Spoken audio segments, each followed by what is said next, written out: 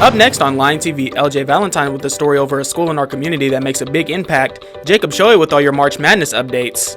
And me, Linus Bowman with all your weather updates. All that and more, Line TV starts now.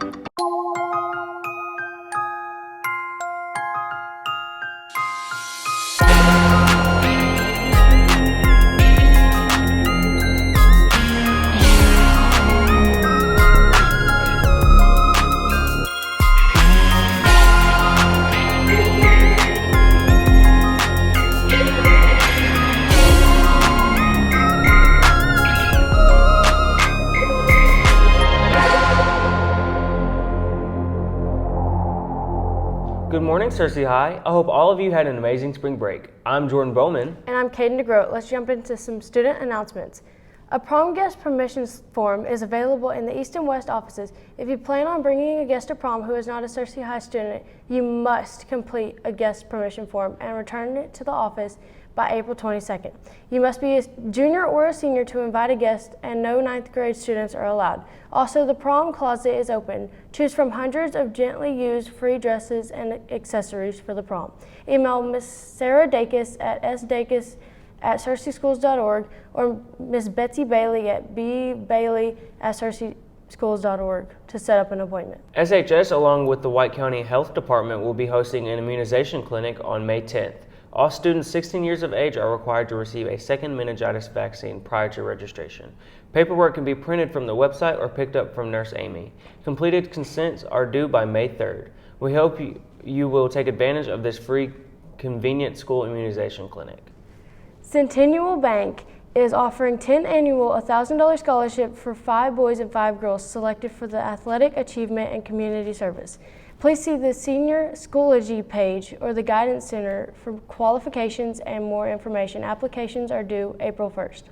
High school volleyball tryouts will be on April 17th from 4 to 5 p.m. in the high school main gym. If anyone is wanting to try out, they can get the paperwork for the tryouts in the East office. Hey Caden, Harding University is a big part of Searcy's community, but what would it be like to work there? I'd like to learn more about that. LJ Valentine got with 2 people who work on campus to answer just that. Some teachers all over Arkansas seem to be reluctant to come to work every day. However, one school seems to give their students and workers alike a positive experience going to and from school. This school is Harding University, located in the east central side of Searcy, Arkansas. I work in the Information System and Technology Department. I am a licensed professional counselor. The environment at Harding can't be judged based on one singular field of work. However, the culture at this university is positive, regardless of their job description. You can expect a culture where people are supportive of each other, where we work as a team to collaborate on major projects, and then you can expect to become a lifelong learner. That environment is dictated by whoever is in that group, whoever are your co-workers and your supervisors and that such. If it's stressful at home, you're not going to be adequately prepared to do the best at your job. So she's very, very flexible in helping us navigate those waters and encouraging us and helping wherever she can. She is a pretty hands-on boss. So yeah, she's flexible and awesome. But I can say for myself, it has been my favorite environment in all the places I've ever worked. Work environments differ greatly among these workers. However, one common denominator is the positive message they have to share about working at this university. So a lot of research, a lot of collaboration in between the teacher or the subject matter expert and also the client. At this school, it seems even individual fields of work, such as counseling or instructional designing, work together on certain projects. It is clear to see that they heavily value teamwork here. So we get together, we talk about what's going on in each other's department, how we can be of help, and sometimes we just get together for coffee, to play a game on maybe a little break, and just to have a little fun. At Harding, workers and teachers have a good relationship with each other. Even during projects of great difficulty, it is safe to say at this school they treat each other like family. Now back to you guys at the news desk. Thanks, LJ. Harding University has some good environments for sure. I couldn't agree more. The death of former Clinton National Airport executive Brian Manowski, while a search warrant for illegal firearms were being served, has raised the question of rights for private gun sales in Arkansas. Nathan House with the Arkansas Armory today said though private gun sales without a license is legal, there are other laws you should be aware of. It's perfectly legal to be able to sell guns that you own out of your personal collection. That's something that's always been legal and continues to be legal, House said. Arkansas do, however, need a license to sell for profit. As Trump attorney Todd Blanchie blames the New York District Attorney's Office for not pressuring federal prosecutors to turn over additional documents related to Michael Cohen, Judge Juan Merchan is getting impatient. Merchan asked why Trump's attorneys didn't ask for additional documents from the Southern District of New York after receiving the first production last May. Blanchie, the judge, noted once was prosecutor in the federal office. Blanchie argues that the DA should have done so, but Merchan disagreed. A container ship rammed into a major bridge in Baltimore earlier Tuesday, causing it to snap and plunge into the river below. Several vehicles fell into the chilly waters, and rescuers searched for survivors. It was also not clear what caused the cargo ship to crash into the Francis Scott Key Bridge long before the busy morning commute in what one official called a developing mass casualty event. In a major American city just outside of Washington, 2 people were rescued, and it was not clear how many more might be in the waters of the busy harbor near a key port. Hey Jordan, spring is in the air and it makes me curious on how our weather is going to turn out. Well, it's a good thing Linus Bowman is here to give us all our weather updates. Good morning, Cersei. I'm Linus Bowman with your weather update. Today will be mostly sunny with a high of 62, rain at 5% chance, winds at north-northeast at 7 miles per hour, humidity at 52%, sunrise at 6:59 a.m. On to tonight. Tonight will be cloudy skies with the rain at 6% chance, low of 36, winds at north-northeast at 5 miles per hour, humidity at 71%, and sunset at 7:24 p.m. On to the almanac.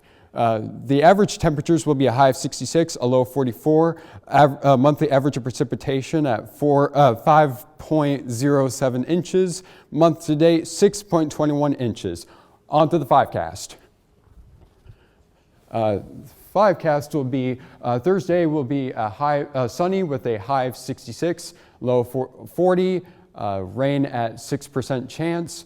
Friday will be mostly sunny with a high of 73, a low of 50, with a 5% chance of rain.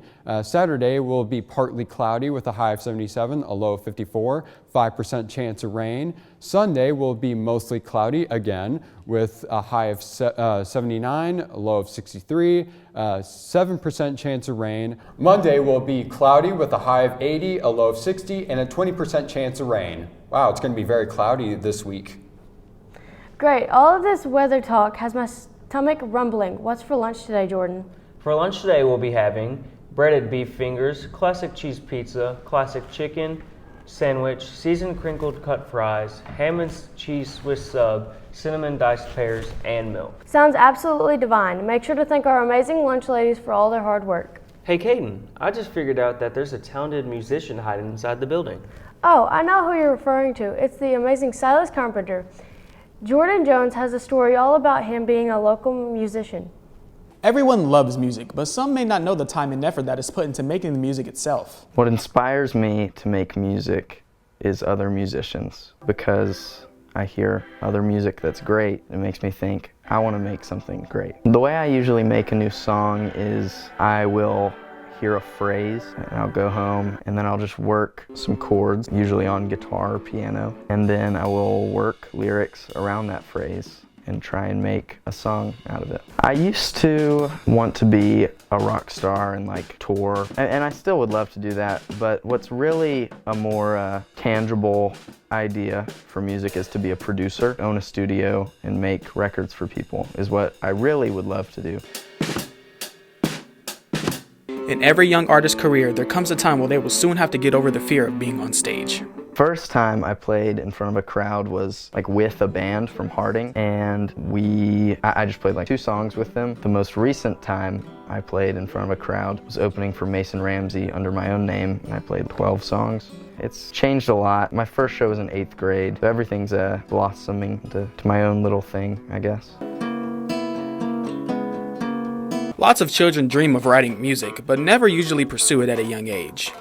The advice I wish I had when I started was to always finish a song. And I still struggle with this now, but if you start a song, the best thing you can do in that moment is finish it and not just leave it for later and try and come back to it. If you start a song, finish it. It's better to finish a song and come back and fix what you've done wrong than it is to feel a certain way and make a song around how you feel and come back to that song, because it's not finished, feeling completely different. Naturally, over time, artists' music will soon learn to grow on the community. My music's impacted the community by giving people something wholesome to do on the weekends. If there's nothing going on, I'm playing a show once or twice a month, and people can come and get coffee or listen to music. From singing in booths to singing on stage, Silas is making his musical dream into a reality. I'm Jordan Jones, now back to the news desk. Thank you, Jordan. All the Silas's songs are making me jam out. Yeah, we were pretty thrilled to be in the same school as him. Hey Jordan, do you have any clue what's been going on in the sports world? I can't say I do, but good thing Jacob Shoei has our amazing sports updates. Let's hear it.